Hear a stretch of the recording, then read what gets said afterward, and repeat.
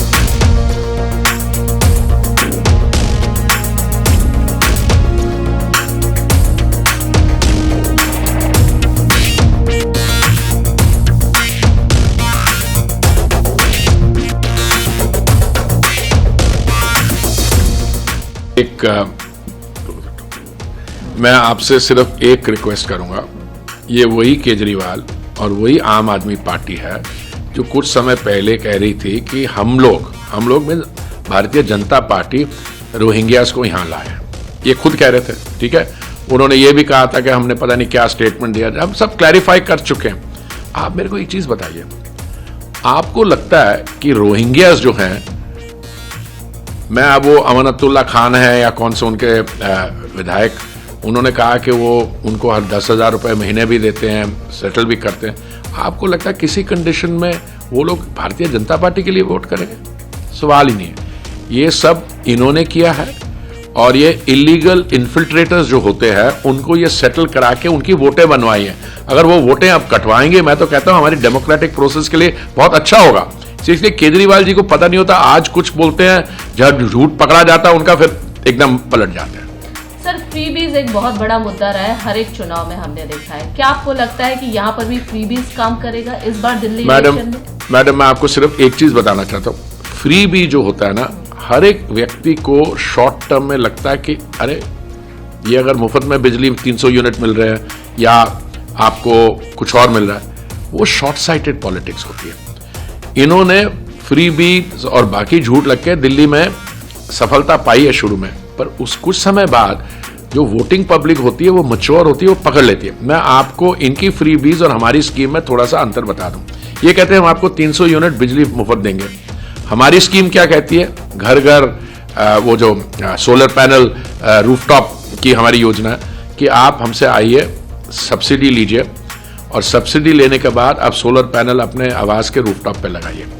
उसके बाद आप जो बिजली उससे प्रोड्यूस करेंगे 300 यूनिट आप अपने यूज के लिए रख लीजिए और बाकी जो है बिजली उसमें आपने घर के नीचे मकान के बाहर एक ईवी चार्जिंग स्टेशन लगाना और फिर भी बिजली बची हो तो आप हमें ग्रिड में दीजिए, हम आपको कॉम्पनसेट करें। अब इसमें कितना अंतर है? एक फ्रीबी जो नॉन प्रोडक्टिव है और दूसरा आप ओवरऑल आर्थिक व्यवस्था, इकोनॉमिक एक्टिविटी, सब चीजों को बढ़ा रहे हो। एक सवाल ये भी है सर कि महाराष्ट्र और हरियाणा इलेक्शन में एक शानदार रिजल्ट एनडीए की आई और दिल्ली में भी आने वाला है। हाँ, लेकिन उस पर भी दिल्ली के जो अभी कन्वीनर अरविंद केजरीवाल जी कह रहे हैं कि वहां तो जनता का ब्रेन वॉश किया, तोड़ मरोड़ के आप लोगों ने रिजल्ट लेकर आए, लेकिन यहाँ ऐसा बिल्कुल नहीं होने वाला है दिल्ली में। उनका if that is his hope, वो तो कहते हैं ना, man lives by hope and I wish him the best of luck. देखिए दिल्ली में भी इलेक्टोरल रिजल्ट वही आएगा जो हरियाणा में आया, फिर महाराष्ट्र में आया, अब दिल्ली में आएगा। सर, बांग्लादेशी इलीगल माइग्रेंट्स एक बहुत बड़ी समस्या। ये भी खबर आई कि उनको लीगल किया जा रहा है, उनको आधार कार्ड कौन कर रहा है? वो यही कर रहे हैं ना। तो उन्होंने वोट होगा? देखिए, पहले वो इलीगल इन्फिल्ट्रेटर को इलीगल बनाने में इतने आसान नहीं होता। आप झूठे वूठे कार्ड कूड बनवा लो, कितने बनवा लोगे? अब ये पकड़े जा रहे हैं, वो निकल रहे हैं, तो इसलिए Kejriwal is on the back foot. Congress के साथ बहुत अच्छे संबंध हो गए, ये केजरीवाल जी कह रहे हैं, बीजेपी के, और आप लोग सपोर्ट कर रहे हैं, स्क्रिप्ट भी लिख कर दे रहे हैं उन लोगों को। हम लिख के दे रहे हैं किसको?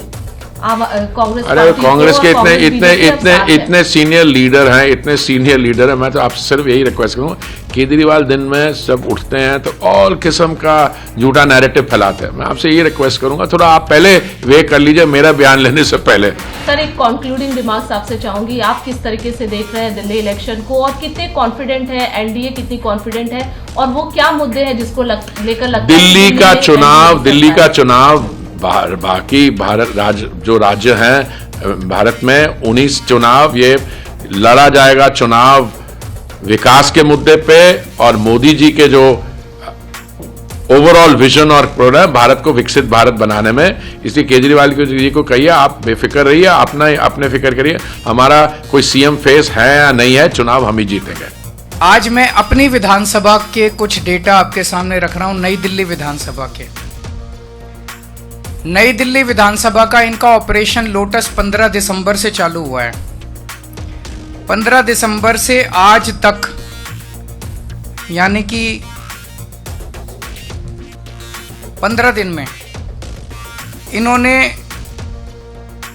लगभग 5000 एप्लीकेशन डिलीशन की डाली है। 5000 वोटर्स डिलीट करने की एप्लीकेशन 15 दिन में डाली है,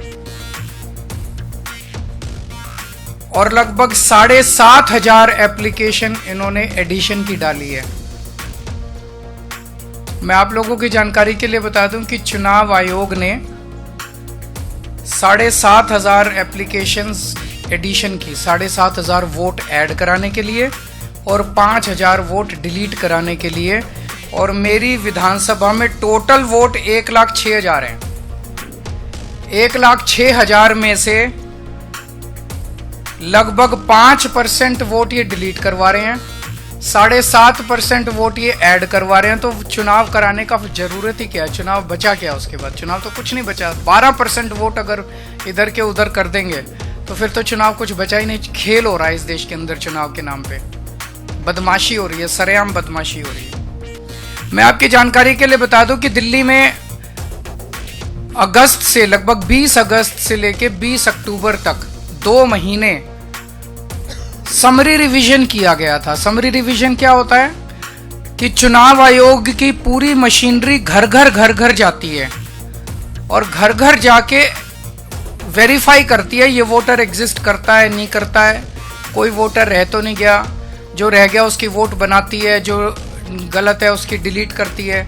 मेरी इनसे रिक्वेस्ट है कि हरदीप पुरी जी को गिरफ्तार कर लीजिए। उनके पास सारा डेटा है, कहाँ कहाँ उन्होंने रोहिंग्यों को बसाया, उन्होंने ट्वीट करके बताया है। ये इतनी मेहनत कर रहे हैं, जरूरत क्या है? नौटंकी क्यों कर रहे हैं? हरदीप पुरी जी के पास और अमित शाह जी के पास सारा डेटा है, कहाँ किस रोहिंग्या को बसाया, वहाँ उसको कर लो गिरफ्तार। ऐसी नौटंकी मचा रखी है, मतलब इन्होंने कोई देश चलाना थोड़ी है, सुबह से शाम तक नाटक करते रहते हैं ये लोग।